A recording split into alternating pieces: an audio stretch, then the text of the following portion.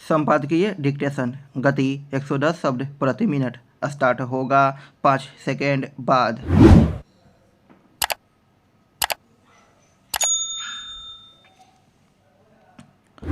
Start.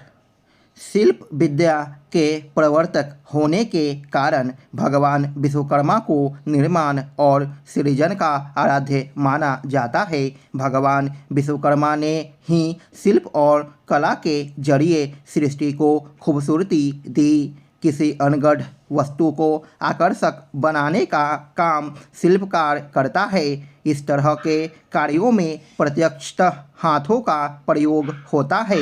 देखा जाए तो हाथ वैसा ही काम करता है जैसा मस्तिष्क निर्देश देता है। मनुष्य शरीर में सर्वाधिक महत्व मस्तिष्क का ही है। इसलिए विद्वानों ने साहित्य, संगीत और कला से अनभिज्ञ व्यक्ति को पशु समान कहा है। जो भी व्यक्ति इस बात की महत्ता को समझता है वह जीवन में मस्तिष्क को सशक्त बनाने के लिए प्रयत्न करता है। मनुष्य की प्रखरता का प्रारंभ माँ के गर्भ से शुरू हो जाता है। महाभारत युद्ध के नायक अर्जुन के पुत्र अभिमन्यु की भी कथा है कि चक्रव्यूह भेदन की विद्या उन्हें माँ के गर्भ में ही मिल गई थी। चूँकि माँ सुभद्रा को नींद आ गई, इसलिए चक्रव्यूह के अंतिम द्वार को तोड़ने का ज्ञान उन्हें नहीं हो सका। इस कथा का निहितार्थ यही है कि शिल्पकार को पूरी आकृति देने के पहले आलस्य नहीं करना चाहिए। चिकित्सा विज्ञान के अनुसार मनुष्य शरीर की संपूर्ण तंत्रिका प्रणाली का शिल्पकार मस्तिष्क है, जहाँ से 12 नसें निकलती है। इन्हीं नसों के जरिए मनुष्य देखने, सुनने, समझने और बोलने आदि की क्षमता प्राप्त करता है। इनमें संतुलन बनाने से वह शारीरिक रूप से ही नहीं बल्कि मानसिक रूप से भी सक्षम होता है। भौतिक दृष्टि से समृद्ध व्यक्ति का सम्मान उसके अपने ही क्षेत्र में होता है, जबकि मस्तिष्क से समृद्ध व्यक्ति का सम्मान सर्वत्र होता है। विद्वान और राजा की तुलना नहीं की जा सकती है। विद्वान उस सुगंध युक्त पुष्प के समान होता है जो जहाँ जाता है ज्ञान का सुगंध बिखेरता है। ऐसी स्थिति में जीवन में आकर्षक शिल्प और कला के लिए भगवान विश्वकर्मा से प्रेरणा लेनी चाहिए। कश्मीर के उरी में पाकिस्तानी सेना की फायरिंग के बीच 3 आतंकियों का मारा जाना यह बताता है कि पाकिस्तान आतंकियों की घुसपैठ कराने से बाज नहीं आ रहा है। सुरक्षा बलों के हाथों मारे गए ये तीनों आतंकी घुसपैठ की कोशिश कर रहे थे। इसका अर्थ यह भी है कि सीमा पार आतंकियों के प्रशिक्षण केंद्र अभी भी चल रहे हैं। यह ठीक है कि इधर सीमा पार से आतंकियों की घुसपैठ में कमी आई है और जो घुस आते हैं उनका बड़ी संख्या में सफाया भी किया गया है। लेकिन पाकिस्तान में जब तक जिहादी ठिकाने चलते रहेंगे तब तक आतंकियों की घुसपैठ की कोशिश भी होती रहेगी और इसके चलते कश्मीर में पूरी तौर पर शांति बहाल करने में समय भी लगेगा।